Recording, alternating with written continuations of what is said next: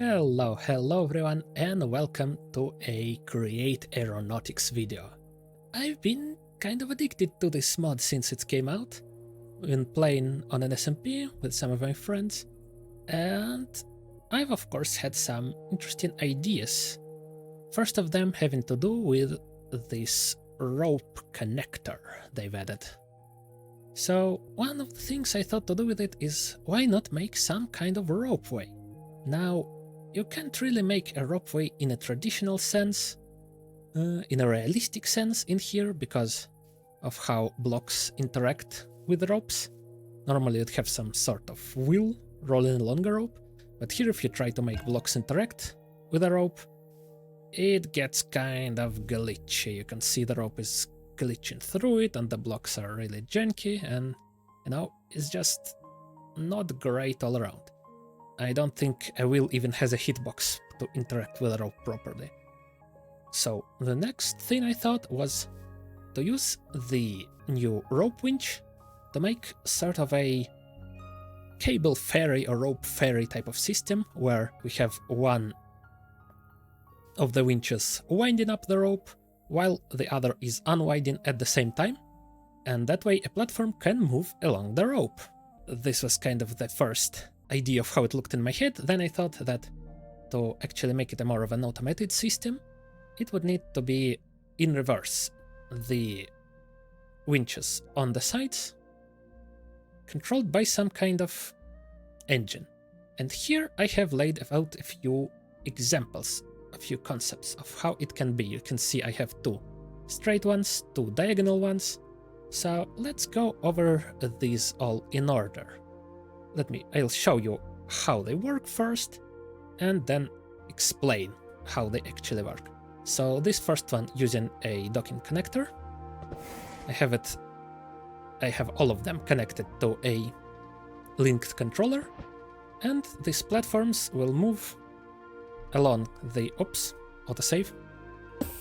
These platforms move back and forth using these winches, and they connect at the edge using the connector. Now, the connector is honestly originally just how I thought to detect the signal that it had reached the end, but it could also work if you want a seamless connection to just walk from this platform to somewhere. If you set it up in a nicer way, maybe you can suspend the platform from it downwards, and then these connectors will be up here. But anyway, this is, as I said, just a prototype. This is the first prototype. So let me show you how it works. I have, of course, bound this to a link controller, and the first thing it does, well, the only thing bound to a link controller, is this redstone link, which does several things. First, it uses this power toggle latch to release the docking connector on one side and activate it on the other, of course, so that the platform can start moving and then connect on the other side. Next, it goes down this redstone line to two more toggle latches. Well, one is a toggle latch, the other is just a powered latch. And what these do is reverse this gear shift and disconnect this clutch. Or, well, disengage so that the shafts actually connect and the platform can start moving.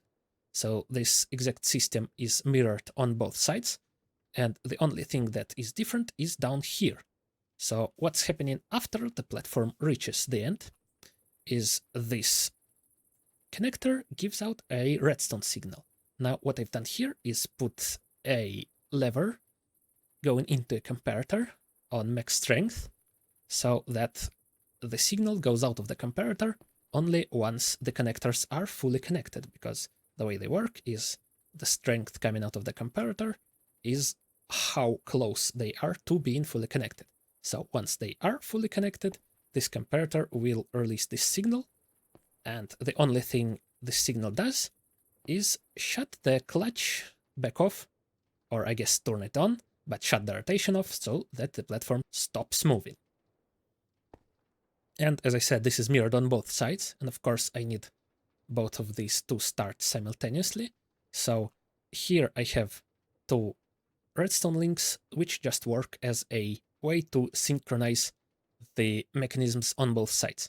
Again, you could probably make this much cleaner, more compact, again, this is just a prototype, so this redstone link sends a signal to a redstone link like this on the other side, and vice versa. When it reaches that side, it sends a signal to here.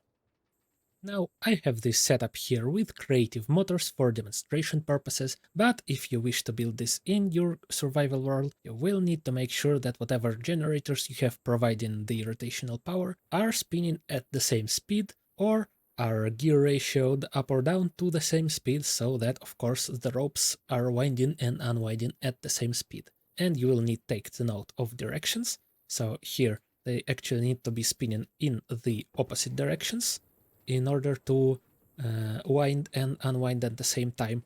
And if you see that they are not doing that, and they are both winding at the same time or both unwinding at the same time, then all you need to do is just switch this toggle latch here so that one of the gear shifts is on while the other is off, and that will solve the problem.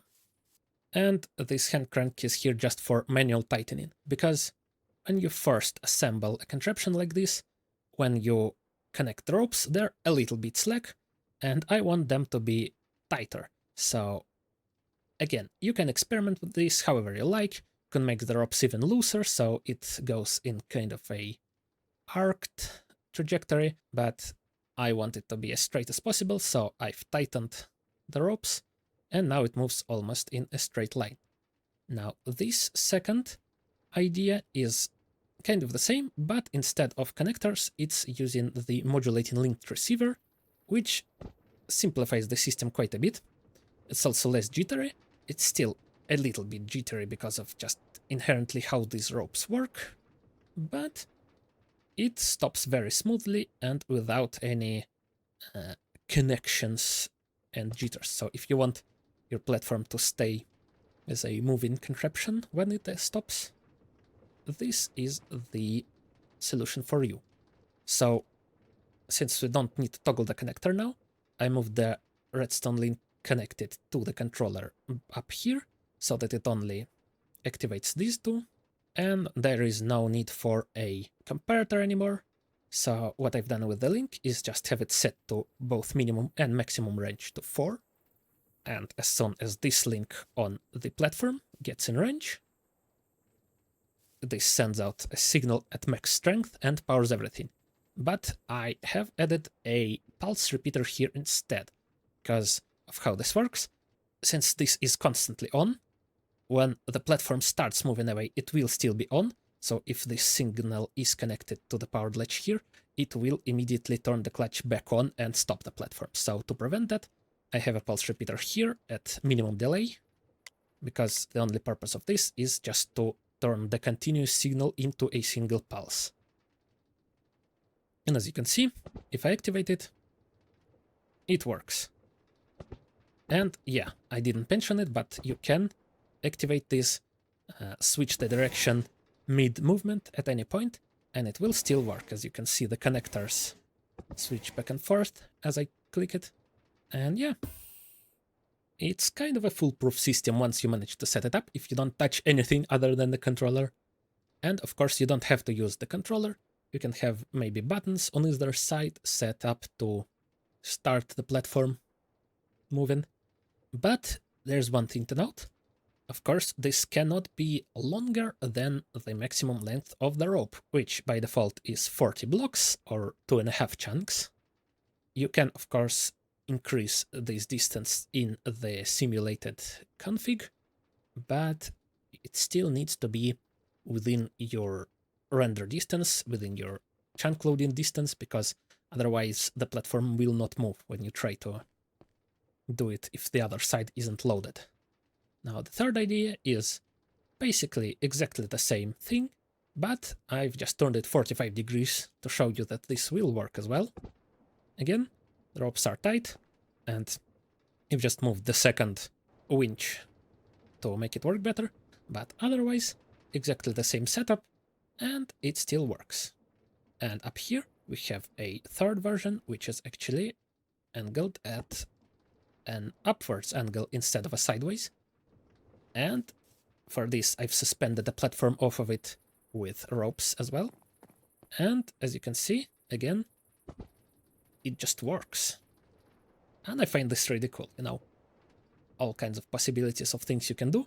Again, you'll probably want to look this nicer, maybe you'll want a whole kind of cable car suspended down this thing, but I'm just using simple little platforms for demonstration.